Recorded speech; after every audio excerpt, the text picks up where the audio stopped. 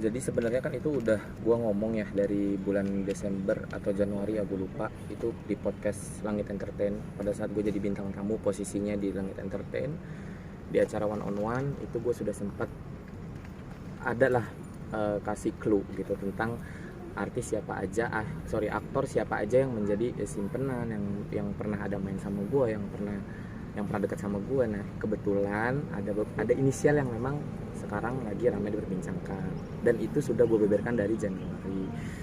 Dan ya udah akhirnya sekarang kebuktian, makanya gue sampai kayak, nah dulu kan orang-orang bilang ih halu, ih fitnah, ih apa segala macam semua. Nah akhirnya sekarang kebuktian, jadi aku tinggal ketawa aja.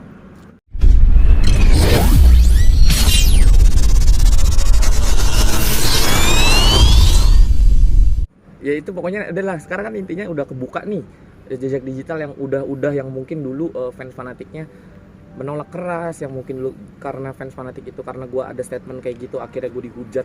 Dari 100% itu gue hampir terima hujatan, itu hampir 85% yang gue terima itu adalah hujatan semua. Dibilang gue fitnah, dibilang gue mengada-ngada, dibilang gue halu dan lain-lain segala macam. Akhirnya sekarang kebuktian apa yang gue omongin bener-bener 100% itu nyata. Dan ternyata bukan gue aja yang pernah ngomong itu dari bulan Januari atau Desember. Setelah gue pun ternyata ada yang ngomong juga, selebgram lagi apa gue lupa tapi namanya siapa, pernah ngangkat juga kasus ini. Bahkan ada peramal juga, siapa Gumai namanya, dia pernah ngeramalkan ini juga. Dan apa yang kita bicarakan itu emang udah kejadian sekarang gitu. Jadi sekarang ya udah emang udah pembuktiannya kan. Ya itu tadi, kalau emang kita merasa sesuatu benar, kita nggak perlu ada klarifikasi, nggak perlu ada pembenaran, karena kebenaran itu akan menemukan jalannya itu sendiri untuk menunjukkan itu benar. Ini sebenarnya gue kasihan ya, karena jujur untuk siapa Devina itu, setahu gue dia tidak pernah ada hubungan apapun kecuali sebatas teman dekat, setahu gue. Nah sekarang ternyata orang pada ngetek kan rame di TikTok, di Instagram, mereka pada ngetekin ke gue gitu, kayak di postingannya si Devina dihujat masa gitu, kayak oh lu penyebab kehancuran. Jujur gue kasihan. Tadi pun gue sempat live di TikTok, gue merasa kasihan aja gitu. Karena kenapa gue merasa kasihan? Karena yang gue tahu sejauh ini mereka tidak pernah ada hubungan spesial. Yang gue tahu hanya sebatas teman dekat aja yang gue tahu. Berteman ya mungkin sesama entertainer ya. Namanya orang sesama influencer, sesama entertainer, sesama public figure kan pasti circle-nya itu aja. Kayak berteman kan dengan siapapun tidak salah di dunia entertain, itu bisa terjadi. Tapi gue juga bingung kenapa tiba-tiba dia dikaitkan dengan kehancuran rumah tangga itu. Ada satu gue pokoknya nggak bisa sebutin siapa, tapi orang ini pun akan keluar nanti. Kalau tidak ada perbaikan, kalau intinya gini, kalau nggak ada perbaikan, nggak ada intinya, nggak ada perdamaian di antara semuanya, kayaknya orang ini akan speak up deh, kayaknya akan keluar gitu untuk speak up, untuk memberikan bukti-bukti juga kali ya, itu kemungkinan. Tapi kalau memang misalnya ada perdamaian, ini apa yang udah terjadi sekarang terus tiba-tiba ada perdamaian, ya nggak mungkin lah dia keluar juga. Dekat tapi kenal, namanya kita satu circle kan, nggak mesti. Gue nggak tahu ya, kalau menurut gue sih orang dekat itu yang kayak misalnya gue mau makan bisa sama dia, gue mau hangout bisa sama dia. Kalau menurut gue di kacamata gue seperti itu untuk yang dekat. Tapi kalau misalnya untuk sekedar cuma satu circle, kadang nongkrong bisa sebulan 1, 2, 3 kali, menurut gue itu nggak dekat. Sosialita. Jadi atau aktif di sosialita. Masuklah kategori sosialita karena emang koleksi beberapa barang mewah. Masuk sih kalau gitu. Itu jujur aku itu no comment.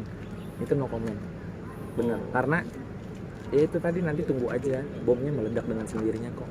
Kalau yang itu lah, kalau nggak salah followersnya juga udah tadinya dari hampir 13 juta ke berapa ya, turun sekarang kan jadi 2. Pastilah namanya itu kan, ya itu tadi namanya kita keluar nih, kasarnya gini, kita keluar image kita ibu peri, terus tiba-tiba di tengah jalan jadi dajal, ya orang ilfil lah sama kita kan gitu. Kecuali kalau lu dari awal keluar udah separuh dajal, lu mau jungkir balik kayak gimana, orang udah mikir oh udah dia emang begitu. Tapi kalau tiba-tiba kita ibu peri kan, waduh ya ampun, tiba-tiba di tengah jalan jadi dajal, orang pasti akan ilfil, wajar.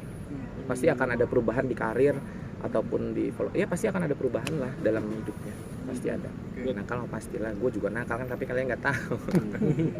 Namanya orang pasti, tiap orang pasti nakal lah, cuman kan bedanya kadang kita juga nggak bisa, gue pun kadang nggak bisa ngebedain gitu. Maksudnya kalau public figure kan harusnya tahu tempat lah, tapi kan kadang kita lupa diri, oh kita nih public figure harusnya ngasih contoh yang baik untuk pergaulannya, mungkin agak dibatasin dikit. Nah mungkin dia lupa ngerem, mungkin namanya orang kan hilang, wajar. Kalau kayak followers gue, kayak orang yang pada komen di YouTube gue, orang yang ya pokoknya intinya orang-orang yang kasih komentar itu rata-rata nggak ada yang kaget, karena gue udah ngomong dari bulan Januari kok gitu. Jadi nggak butuh cenayang say untuk mengetahui apa yang akan terjadi. Kaget juga. Kaget juga. Kaget juga dong. Emang yang Kim tahu? Ya kalau misalnya dengan kejadian seperti ini ya pasti dia punya sifat temperamen lah orang. Kan kalau nggak salah beritanya cuma minta dipulangkan ke orang tuanya terus tiba-tiba ada KDRT, ya itu kalau nggak temperamen apa namanya? Harusnya kan bisa ngomong baik-baik seperti itu. Dengan apapun yang terjadi sekarang gue nggak kaget sama sekali.